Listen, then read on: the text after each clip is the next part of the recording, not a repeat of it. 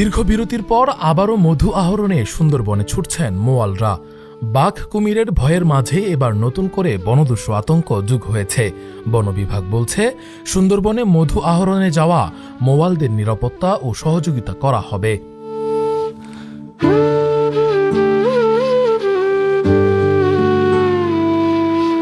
সুন্দরবনের সরু নদী ডাংমারির বুক চিরে চলছে ছোট ডিঙি নৌকা।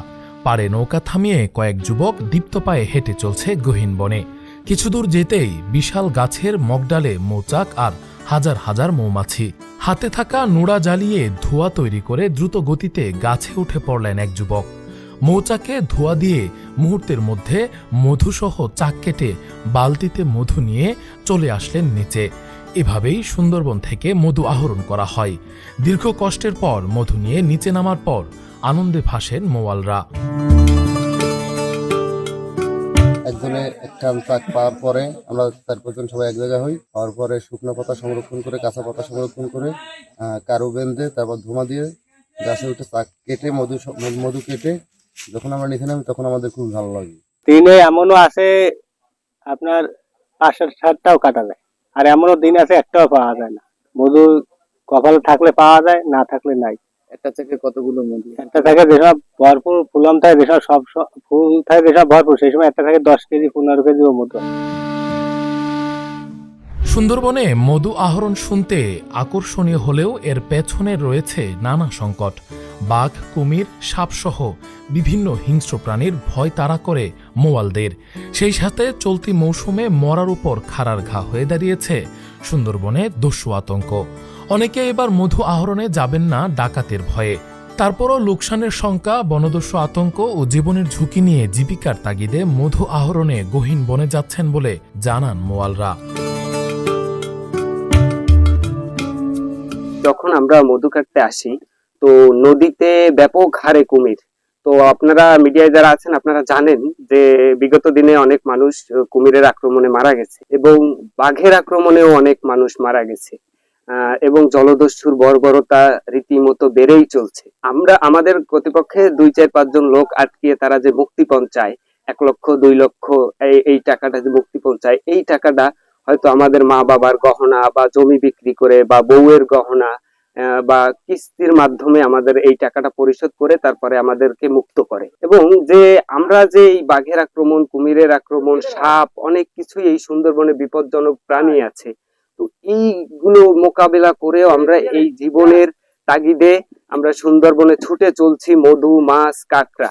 তারপরেও আমরা এটা ন্যায্য দাম পাই না, মধুর ন্যায্য কোনো দাম আমরা পাই না। এখানে দেখা যাচ্ছে মধুর কেজি হওয়া উচিত 1000 থেকে 1200 টাকা, সেখানে আমরা 3 থেকে 400 টাকা পাই।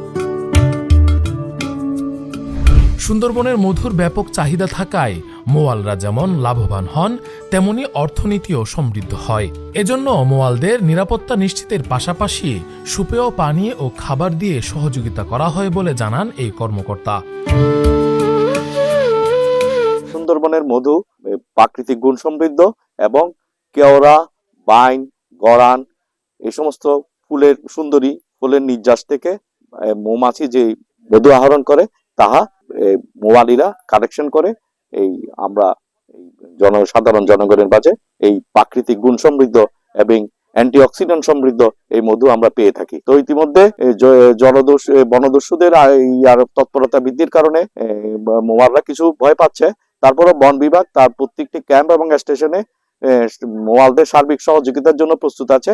এতে দুটো দিক উপকৃত হচ্ছে। মোয়ালরা তারা নিরাপত্তাহীনতা যেতটুকু ছিল তারা কিছুটা নিরাপদ বোধ করছে, আর এতে বন এবং বন্য প্রাণীর সুরক্ষায়ও আমরা অগ্রণী ভূমিকা রাখার চেষ্টা করছি। সুন্দরবনে বন বিভাগ, কোস্টগার্ড, নৌ পুলিশ এবং সমস্ত আইন শৃঙ্খলা বাহিনী যদি সবাই একগ্র চিত্তে চেষ্টা করে তাহলে এই বনদস্যু রুখে দেওয়া সম্ভব। এবং মোয়াল, মৎস্যজীবী এরা নিরাপদে, মোয়ালরা মধু কালেকশন করতে পারবে এবং মৎস্যজীবীরা তারা নিরাপদে মাছ সংগ্রহ করতে পারবে। এমনকি সুন্দরবনে হরিণের ফাঁদ দেখলে বন বিভাগকে জানালে মোয়ালদের পুরস্কৃত করা হবে বলে জানান সুন্দরবন পূর্ব বন বিভাগের এই শীর্ষ কর্মকর্তা।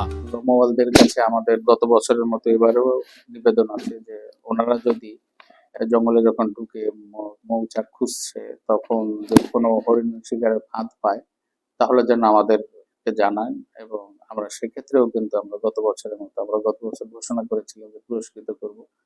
এবারও কিন্তু আমরা মোবাইলদেরকে আমরা বলছি যে যদি আমাদেরকে জানায় আমরা তাদেরকে পুরস্কৃত করব। 1 এপ্রিল থেকে শুরু হওয়া এই মধু আহরণ শেষ হবে 31 মে। চলতি মৌসুমে 700 কুইন্টাল মধু, 200 কুইন্টাল মোম ও 16 লক্ষ টাকা রাজস্ব আদায়ের লক্ষ্যমাত্রা নির্ধারণ করা হয়েছে। সবশেষ 2025 সালে 647 কুইন্টাল মধু ও 194 কুইন্টাল মোম আহরণ করেছিলেন মোয়ালরা। রাজস্ব আদায় হয়েছিল 16,62,220 টাকা।